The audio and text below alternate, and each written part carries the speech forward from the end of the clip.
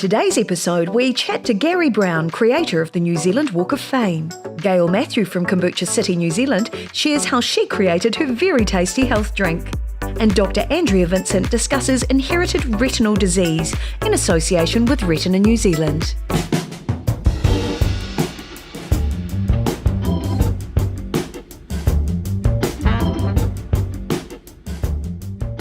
Well, there's no denying that Kiwis as a culture are very entertaining, and there's no better way to celebrate them than to look at the New Zealand Walk of Fame. And here to tell me all about it is the creator of the New Zealand Walk of Fame in Orewa, the very entertaining Mr. Gary Brown. Welcome. Woo!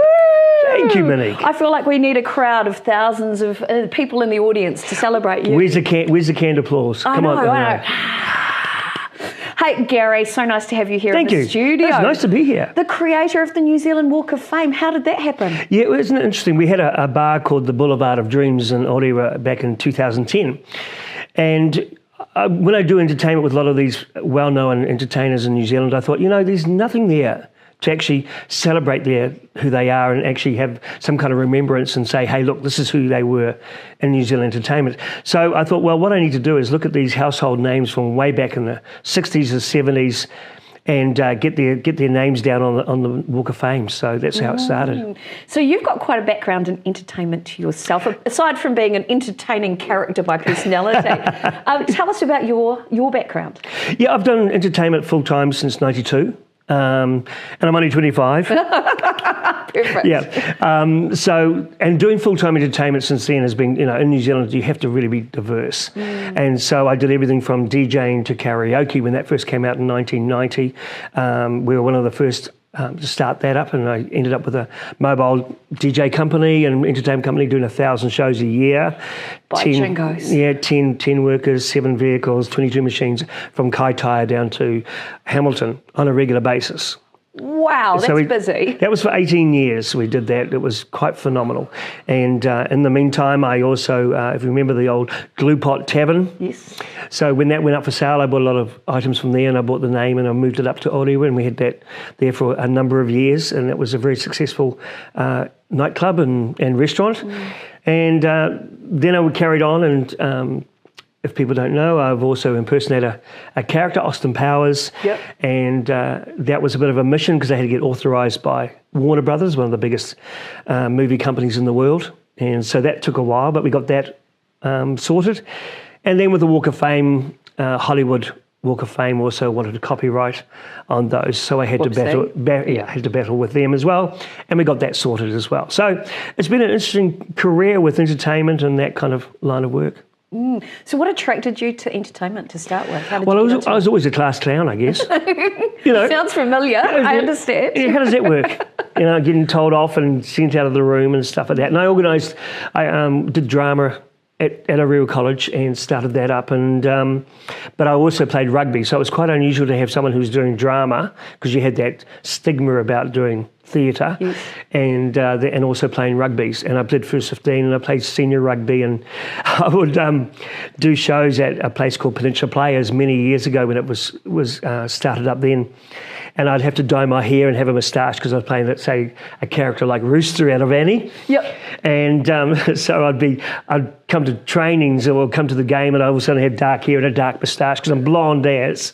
And the senior players would look at me and go, holy crap, what are you doing? What's going on here? I go, it's a show. Oh, okay. And so it became a bit of an accepted thing that someone who can do theatre and do all this entertainment throughout the time can actually play rugby and be sporty and I had Surf Life Saving. I was in that as well, and had 2 New Zealand titles. And I played for North Harbour Rugby in second grade senior rugby, and seniors for 10 years. Wow, so you're kind of a high achiever. Yeah, I like challenges, and I like to be diverse. Yeah. Wow. So creating the Orewa Walk of Fame. Yep. Why did you choose Orewa as the destination? Well, it's my hometown. I've been there for very many years, since I was 8, and I kind of felt that we needed something for the community. It's nice to have something that attracts people to come up and have a look, and to get all these big names actually in Orewa and actually performing there as well is even better.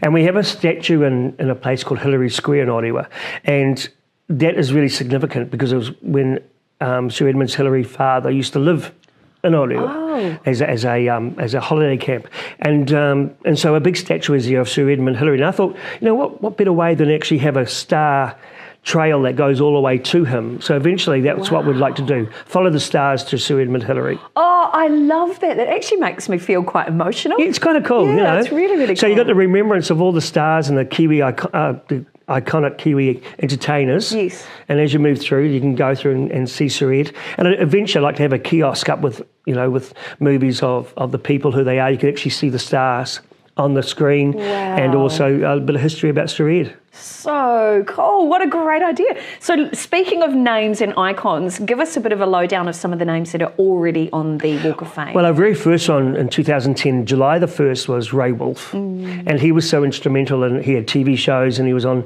Happening In and Come On and stuff like that. And so were the others that followed with Susie Lynch, Tom Sharpton and the Cadillacs. We've got Larry Morris, we've got Shane, we've got David Hartnell, who's been so instrumental in supporting me all the way through. He's been wonderful.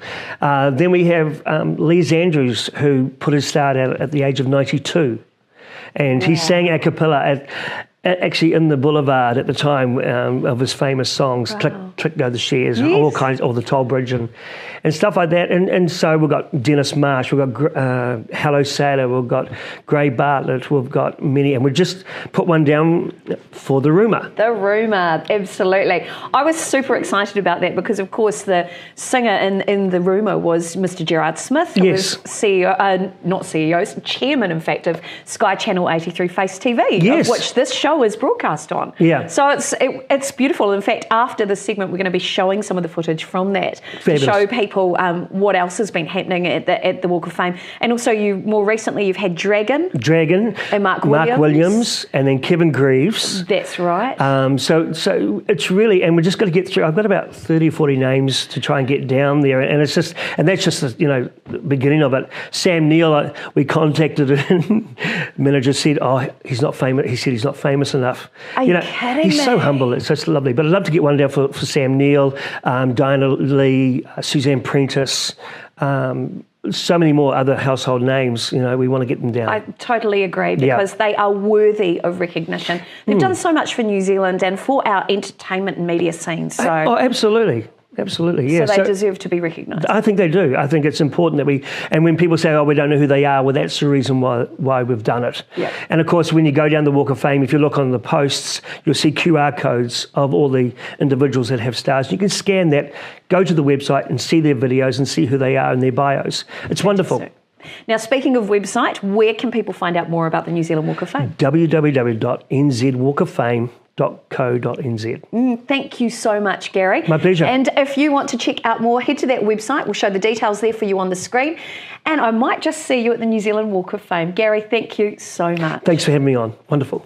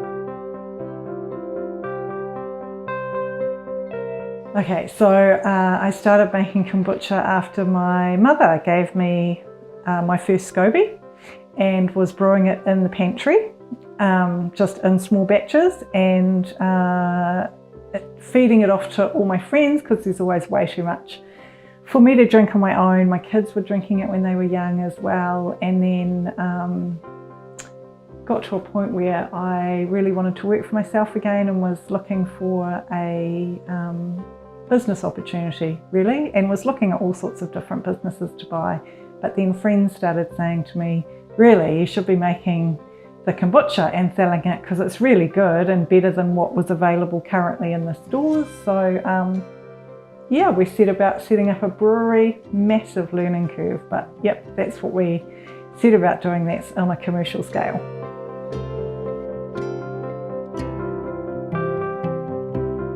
Started working in hospitality when I was 18 and worked in hospitality for 12 odd years, and then really got sick of the shift work and the night hours, and so wanted to do something different and was really drawn to naturopathic medicine from being in poor health myself and having used naturopathic medicine to improve my health.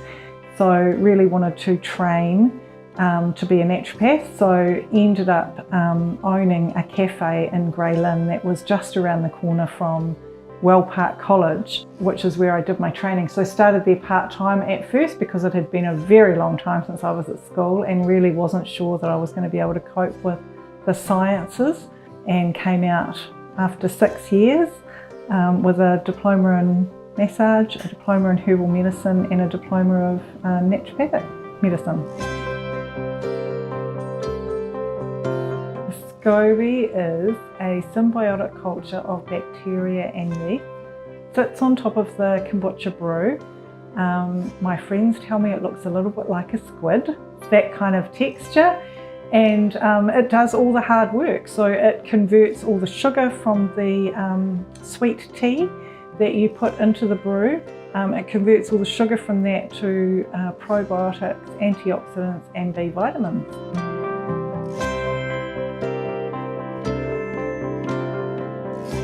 When I first decided to brew kombucha, I had, commercially brew kombucha, I had quite a strong vision about what I wanted the look of the finished product to look like.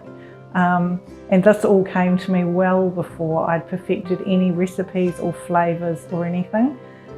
Because of my history in the hospitality industry, because I'm a naturopath and because I'm also a non-drinker, I really wanted something that made you feel like you were an adult when you were in a bar or a restaurant drinking a non-alcoholic beverage.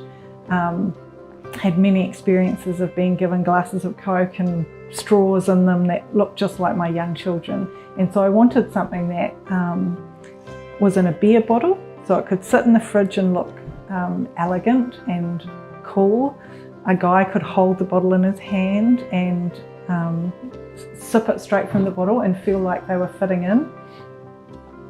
So that was the first thing, was that I really wanted the beer bottle look. And then as far as the branding came along, I just had a real vision about the periodic table. We all know that the periodic table elements are essential for life, and so I decided that kombucha was one of those things that was essential for our personal health, and so I thought that it would be a really good swing on that. And then it was just a matter of coming up with what the letters were going to be on the periodic table, something that wasn't already an element, and something that would sound good when you strung them together. So I ended up with KC Kombucha, and the KC stands for Kombucha City, which is the company name.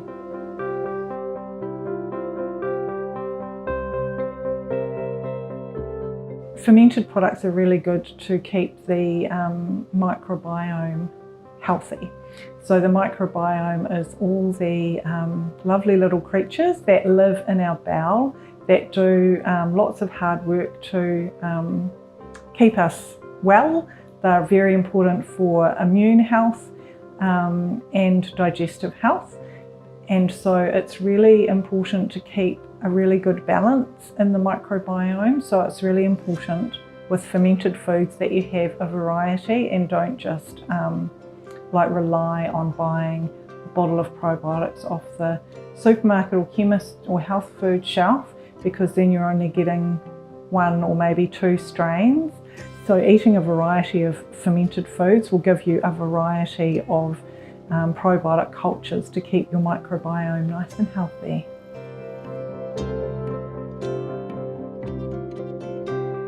I launched the business with our first flavour, which is KC2 Japanese lime. To date, it is still our best-selling flavour. When trying a range of teas at a local tea shop, that was the flavour that really appealed to me. And it was quite different to any other kombucha flavours that were available at the time. So I came home and tried it as a kombucha, and it was delicious. I was immediately blown away, so I thought, yep, that's definitely a go. And then I went back to the same tea shop and had another sample of all their teas, and found another tea that I thought was just delicious and quite different to any of the others kombuchas that were available, and decided that that would make a delicious kombucha as well. And that was actually made with flower petals, so combined with the tea. So we decided to call that Springtime just because of the flowers. That one tastes a little bit like cider, but it's also very delicious. And then really wanted to create a berry kombucha, because I was being asked at markets and things for a berry flavour, but didn't want to do mixed berry, and there was already raspberry kombuchas that were on the market, and boysenberry is one of my favourite berries to eat, so thought I would do a boysenberry kombucha. And so that was our third flavour, and we're currently working on other new flavours. We have a passion fruit flavour, which is very close to going to the market, and that will be a fundraiser for Ukraine. I have a friend that lives in Ukraine, so we're hoping to be able to send him and his family money to help support them. And then we've got some other flavours that are in trials at the moment as well, which we hope to bring to market before the end of the year, fingers crossed.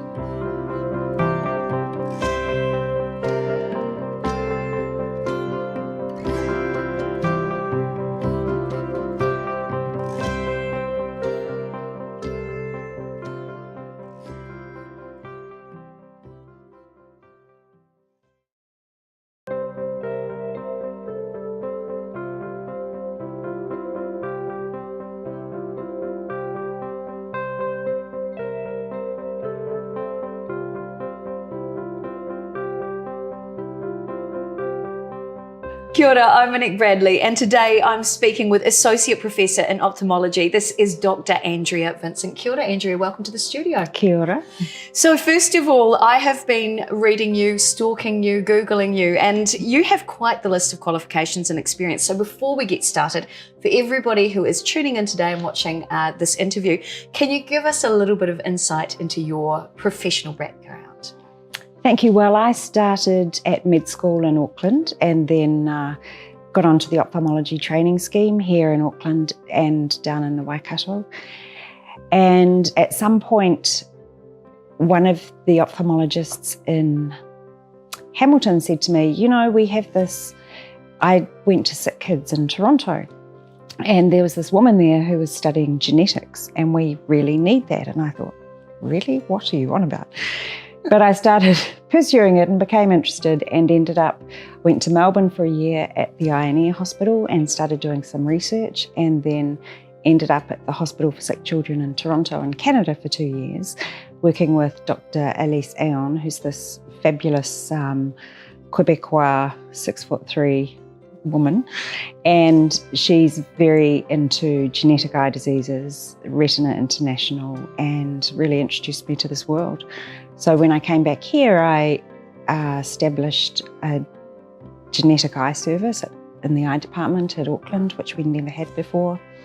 And through my university role, established a database for inherited retinal disease. And I think we've got over 1,500 participants now. and with lab work and clinical research work and a little bit of everything, really.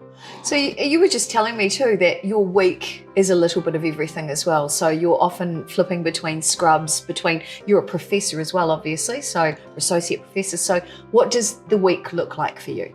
The majority, about 70% of the time, I'm either seeing patients or operating, and both in the public system at Green Lane and in private. And then for the other 30%, which often involves evenings and weekends, so it's more than 30%, research, of which there's a lot of, paperwork and form filling, of course, but so variety. So a nice mix of hands-on and dealing with real life situations with people with visual impairment and different stages of that, as well as behind the scenes making changes for people with visual impairment as well. Would that be right? I hope to be making changes for people with visual impairment and advancing the field so that we can do better. Excellent. We always like that. A little bit of hope in the pipeline. Oh, definitely. So I guess my first question is for people who are watching this content for the first time. They may be newly diagnosed, or they may have a family history but don't know about, say, anything to do with the retina or retinal disease. What actually is inherited retinal disease? So the retina is the film at the back of the camera, if you like, if we think of the camera as the eye as a camera. And so the retina is all these beautiful photoreceptors, which 6 million of them, which capture light and turn it into an electrical signal and send it through to our brain so we can see. And when you have a dodgy film in your camera, or the film starts to deteriorate faster than it should be, the picture that camera takes starts to become damaged. And it's usually, the camera is made up of a whole lot of different components, and each of those components have a recipe. And in the eye, we call that recipe a gene. And if you just have a mistake in one of those genes, then part of the camera isn't made properly. And it might never be made properly to start with, or it just starts to break down, or like run out of petrol in a car, or... Wow, this is one of the best descriptions I think I've ever heard for me to understand this situation. So what triggers the onset of that deterioration? If it's partly genetic, can environmental factors affect that degeneration as well? Well, it can. We're not one gene in isolation. We're kind of swimming in our environment. Most of it is going to be pre-programmed that there will be a deterioration over time, and for different, there's over 280 genes just for retinal eye disease. So they're all going to behave slightly differently, and they're not just one gene, but they're encompassed with a whole lot of other genes. And then if you soak them in, for example, strong ultraviolet light, or smoking, or a really bad diet, perhaps it's going to deteriorate faster. If you protect yourself from sunlight, if you eat nice green leafy vegetables and that, you're going to slow it down as much as you can. But unfortunately, there is kind of a pre-programmed degeneration or deterioration, which is very variable between different diseases. Some are onset very early in young children, some are much later and more slowly deteriorating. Some just affect the central part of the vision, the macula, and the periphery, and the side vision and the night vision is preserved. Others start with loss of night vision, and the side vision slowly creeps in, but the central vision is preserved. So there's very many different types. Goodness, I've just learnt a huge amount. I grew up with a dad who went blind when I was 18 months old, and it was to do with his retina. So for me, learning about this, my next question has to be, what is the likelihood of me inheriting that gene, or that condition, or how is inherited retinal disease actually inherited? So we think that the statistics are actually a little unclear. But about worldwide, we think 1 in 2,500 to 1 in 4,000 people will have an inherited retinal disease. Wow. So in New Zealand, that's probably around 4,000 to 5,000 people. And in fact, in the UK, we know that inherited retinal disease is now the leading cause of visual impairment in the working age population, because we've got so much better at treating diabetic eye disease, and Yes. notwithstanding those are big problems, and macular degeneration. But for inherited retinal diseases, because there hasn't really been a cure, so we have DNA is basically just the big recipe book inside every single cell to make us who we are. And within that recipe book, we have the recipes, the genes. And for most of the genes, we have 2 copies. So we get one from mum and one from dad. So we have mum's recipe for macaroni cheese, and dad's recipe for macaroni cheese, and we, a mix of both of them. If you have a little typo in one of those copies, it may not make any difference because we have a spare, just like my car runs on half a tank of petrol. Gotcha. And all of us have lots of changes in our genes, and we just don't know about them because the other copy was normal. If then, by sheer chance, your dad happened to have a little typo or mistake in his gene, then the car runs out of petrol and you get the disease. And that we call autosomal recessive.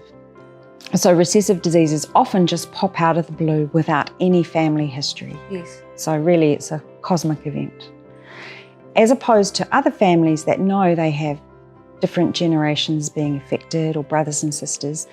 And that's because a mistake in one copy of the gene, even though the other copy is completely normal, is enough to cause disease, because actually you need 2 copies. In my analogy, I always say, if you have an airplane, it needs 2 wings. If you take away one wing, it's not going to fly.